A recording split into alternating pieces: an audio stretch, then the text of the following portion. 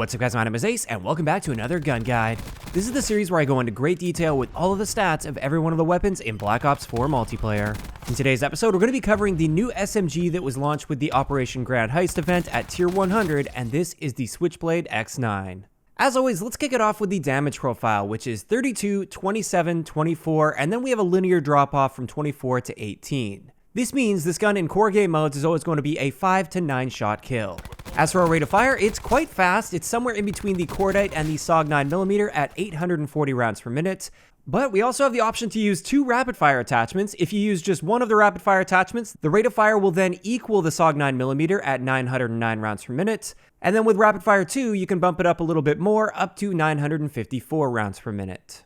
As for our statistical minimum time to kill with no attachments, this is really fast in the 5-shot kill range at 286 milliseconds, but keep in mind, we're going to have a look at the ranges soon. That is an extremely short range. Then once you get into the longer ranges, all the way down to that 9-shot kill range, the time to kill drops off very significantly down to 571 milliseconds.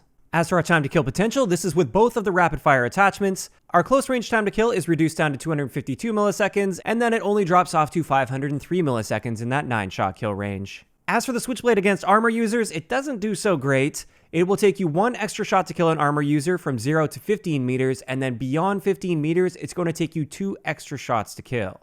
This brings us to our ranges, and as you can see here, like I said, that 5-shot kill range is extremely short. You have to be practically touching your enemy to get a 5-shot kill with this gun, and therefore, realistically speaking, most of your gunfights, if you're treating this like an SMG, as you should be, will be within the 6-shot kill range, which that time to kill within the 6-shot kill range is one of the worst in the SMG categories up close. Now with this gun, we also have no ability to use a suppressor or long barrel, so that just brings us to the hardcore ranges, and as you can see here, we have a really pathetic 1-shot kill range at just a couple meters, and then beyond that, it's going to be a 2-shot kill.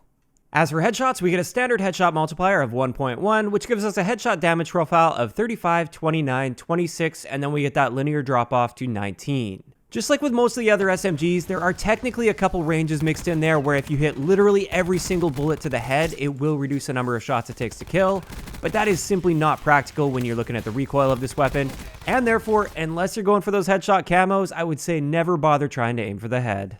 As for hipfire, as you can see here, the Switchblade is in the slightly worse category for SMGs when it comes to hipfire. It's still not absolutely terrible to be hipfiring with this gun, it's just not one of the better ones. Also, if we put laser sight on that, we can reduce our hipfire spread by a noticeable amount, so if you do want to be hipfiring this gun a lot, then I would highly recommend using that laser sight attachment.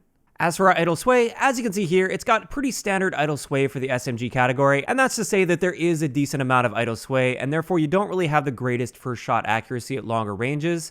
But for whatever reason with this gun, we do have the ability to use the stabilizer attachment, which will reduce our idle sway quite noticeably. However, I really don't see a point, and you'll see why when we have a look at the recoil. As you can see here, this gun has quite a bit of recoil, and this is one of the harder recoil patterns to master, because for the initial couple shots, it tends to kick upwards and to the right, but then it immediately cuts hard to the left, and then back to the right again, all while having fairly heavy vertical recoil. So when looking at the stabilizer, which literally only helps with your idle sway, not with your recoil, it seems completely pointless to reduce your idle sway because this gun simply isn't viable at longer ranges anyways. Even when you use the grip attachment, while this definitely does help to a noticeable extent, you can see that it really cuts down mainly on that vertical recoil. Even with that grip attachment, it's really not a great gun at those longer ranges.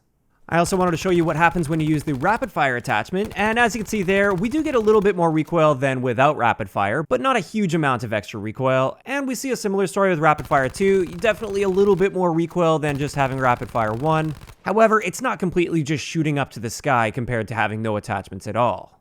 Moving on to our magazine capacity, we get a standard magazine capacity of 26 rounds with 78 total starting ammo, which is pretty terrible when you consider the rate of fire of this gun.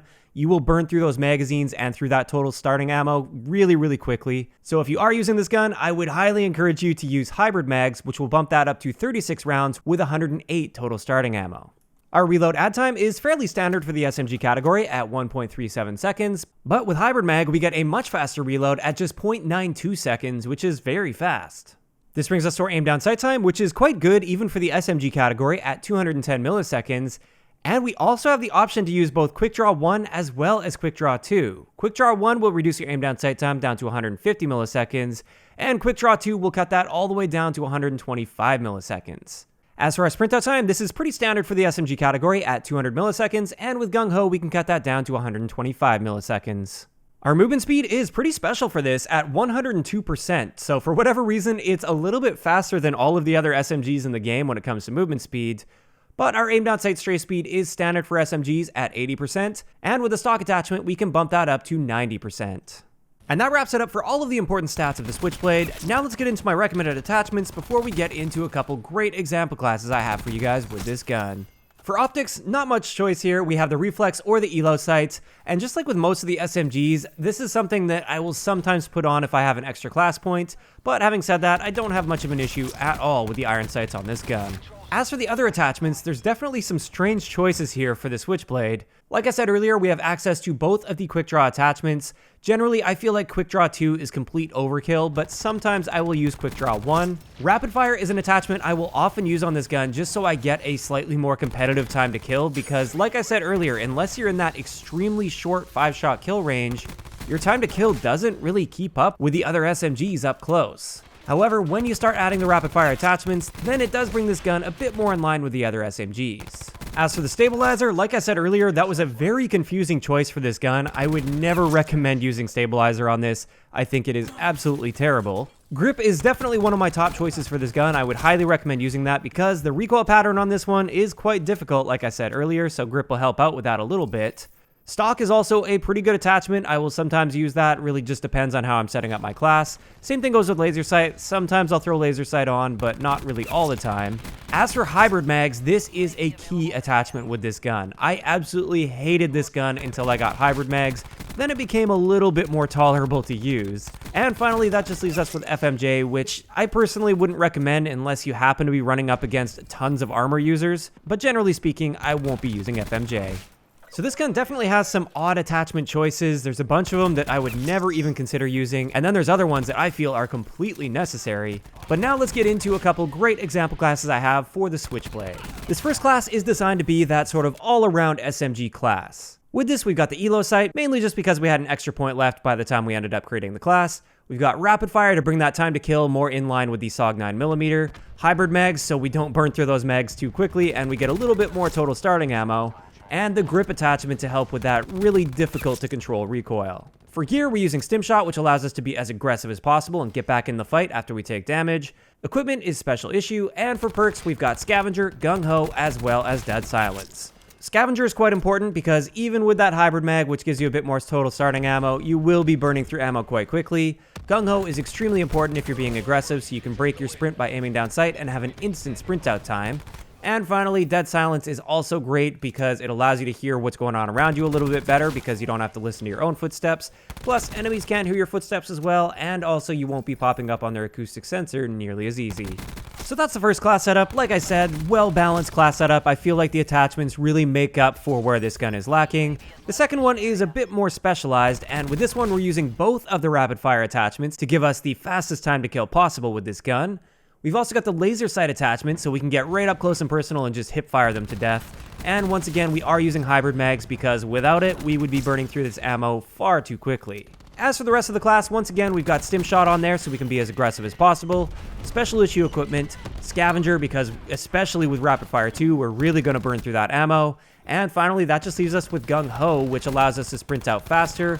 And unfortunately, since we added all those attachments, which I feel are pretty much necessary for that playstyle, we did have to drop Dead Silence, but the way I see it with this class is we're going to be loud and proud anyways, so it's alright to sacrifice that in this particular setup.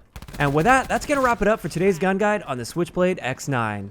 As always, I'd like to know in the comment section below, what do you guys think about the Switchblade based on the stats that I presented here today, or if you guys have had a chance to use it, what's your opinion based on your experience with it? Personally, I think this gun is absolutely below average. It is not a very good gun at all. The way I see it, if you stack this up with rapid fire, hybrid mags, and the grip attachment, you've almost got a SOG 9mm, but still, I would prefer the SOG 9mm with no attachments. So this gun absolutely relies on a bunch of attachments, and even then, there are better alternatives already in the game. So as a result, I actually really don't like this gun, and if you were considering spending money to unlock the tiers to get this gun, don't bother. Just save your money. You're better off with the SOG 9mm with no attachments.